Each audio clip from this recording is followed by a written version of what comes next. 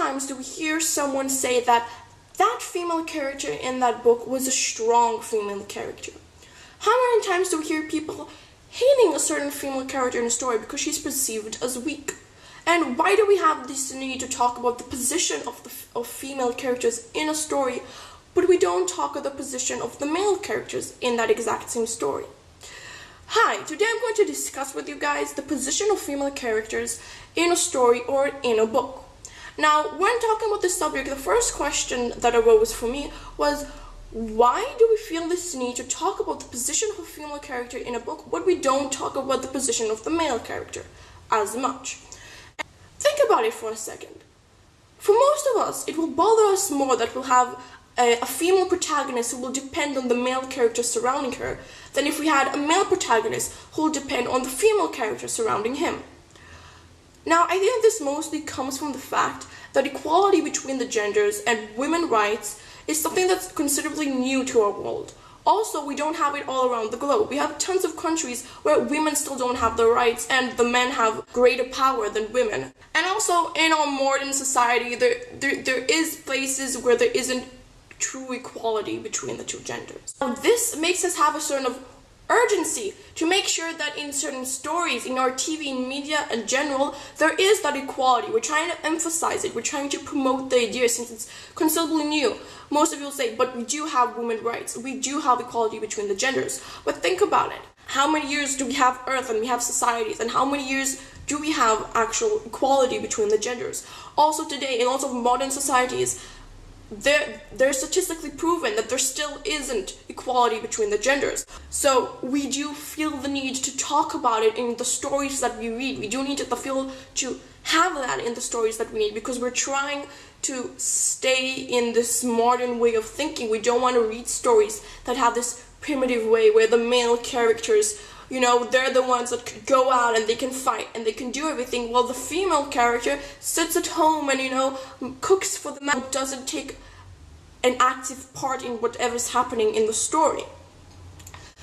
Also, if we think about it, today statistically, most of the protagonists in the YA genre, which is the genre that I'm going to talk about in this discussion, are female. We have female protagonists much more than we have male protagonists. Let's just pick a random shelf in my bookcase.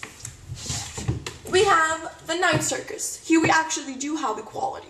We have a male and female protagonist. The Giver, okay, male protagonist. We have The Vampire Diaries, which has a female protagonist. Shiverlinger and Forever, our main protagonist is Grace. She's female, obviously.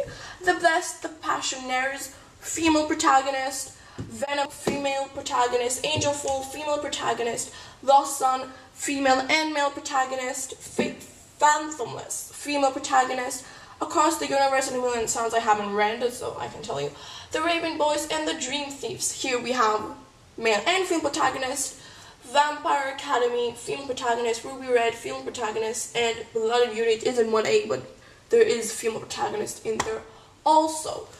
So we have much more female protagonists, or we have an equality with the male and female protagonist. Then we have just male protagonists, which obviously makes us talk more about their role in the story. Now, what is a strong female or a weak female? I'm not talking about a character itself being strong or weak. Obviously, every character can be strong or weak. I'm talking about how we're talking about certain female characters as, look, that female character is so strong, she's kick-ass, while another female character will say, she's weak, she lets other people fight for her, and so on. In my opinion, we shouldn't categorize female characters as strong and weak. But in some ways, we aren't moving forward with the modern ideas in societies that we have today. We should think of female and male characters as the same, that they can both be strong or weak. We shouldn't categorize female characters into she's a strong character and then she's a weak character. There shouldn't be that kind of categorization, because we don't talk about male characters being strong or weak. We talk about them being a good character, like were they properly developed, did they have a good backstory, and a weak character if they had bad development, they weren't developed correctly, or so forth. So I think that we shouldn't categorize female characters into strong or weak, because I'll give you a couple of examples how every character, if we look about it in a different perspective, can be perceived as a strong female character. So for this example, you could say I'm going to categorize female characters into 3 main characters.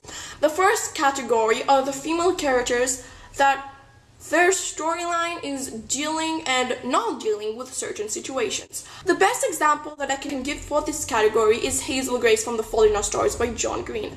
Hazel Grace doesn't go out and start a rebellion. At the same time, she doesn't lean on her love interest to do everything for her. Hazel Grace's story is about learning how to deal and at the same time not be able to deal with certain situations. And the strength of Hazel as a character is that she makes the reader feel and she makes the reader have to deal with her emotions as she deals through hers. She's a very strong character, even though how we normally see like either kick-ass or weak, she doesn't fit into either one of those categories, but she's a very strong character as a female character as well. She has to deal through certain situations that most of us don't have to deal with on a day-to-day basis, which is why she is such a strong character. She makes the reader really feel and she makes the reader have to deal with those emotions. The second category are what we'll perceive as, those kick-ass characters, the characters that are confident, the characters that they want to fight and live by the motto that if I want something, I'm going to go and get it myself and fight for it. I'm not going to wait for anyone. The characters that believe that they have to fight for what they believe in.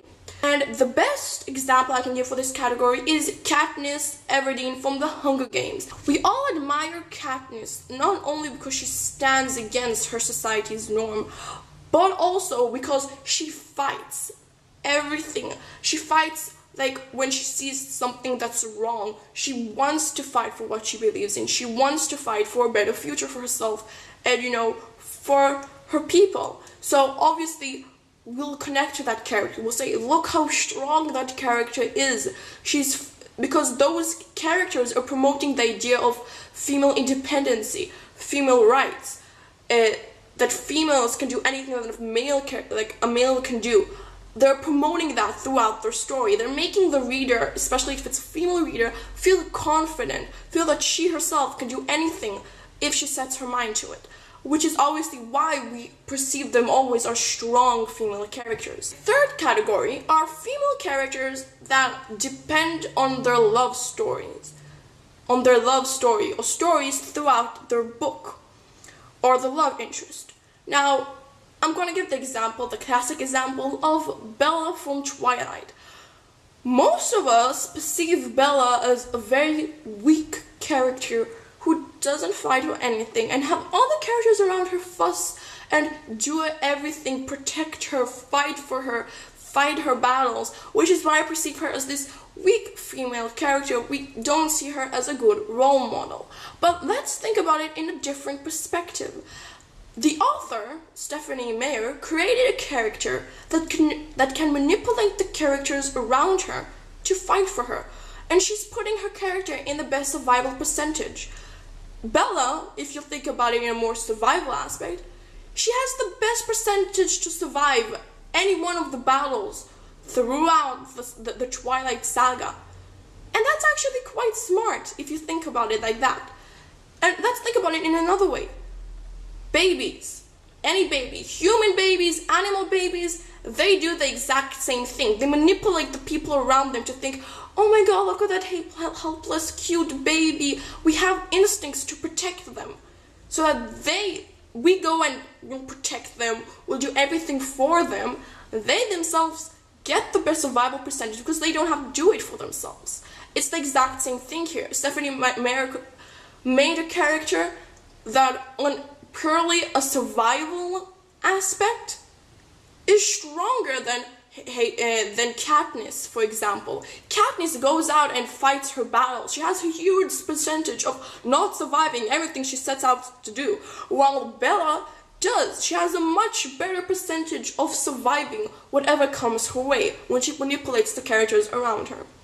So, in that aspect, she's a stronger character. She's a stronger female, too. Even though we don't like that way of thinking, that way of behavior, because it seems primitive in our eyes. Now, what I'm trying to say is that there's no such thing as a strong female character or a weak female character. And the same way that we don't look at male characters and say that's a strong male character and that's a weak male character. Each author creates for himself a character that's supposed to achieve something. They're supposed to accomplish something. And they'll build the character the way that will help them accomplish what they need to in the story. Characters like Hazel, they're supposed to make us feel throughout the story. Therefore, they won't go out and rebel against something. At the same time, they won't go and just be a love interest. Their main target is to make us feel. So Hazel Grey's character is a strong character when it comes to dealing with her emotions, which is something that we don't have with Katniss or Bella. Let's move on to Katniss. Characters like Katniss, Susan Collins created a character that's going to fight, that she's going to be put into this horrible situations, that she'll see injustice and she'll say, I want to fight that, and she'll set out and she'll fight it. And so Katniss is supposed to achieve something. She's supposed to make us realize that a certain way of thinking, a certain way of acting in society is wrong, that we have to stand up for what we believe in. And then we have Bella's character. Stephenie Meyer is trying to achieve this epic love story with her books. And so, yes, there are threats, but Bella as a character has to survive throughout the entire series so that this epic love story could continue for her. So she'll make all the characters protect Bella for her. Of course, Bella is in some sort of, threat, but at the same time, she's kept in a position throughout the stories that will promise her survival and promise the continuation of the story. If you think about it, every single character can be perceived as weak or strong, depends what perspective we look at it. Which is why I personally think that we shouldn't call a female character strong or weak. It's just a matter of the way you look at the character, the way you look at the story, and the way that you look about what the author is trying to achieve with that certain character. So that's the end of my discussion. I would love to hear your thoughts on the topic, so feel free to comment down below. Thank you for seeing this discussion video. I hope you enjoyed, and I'll have another video up for you guys soon.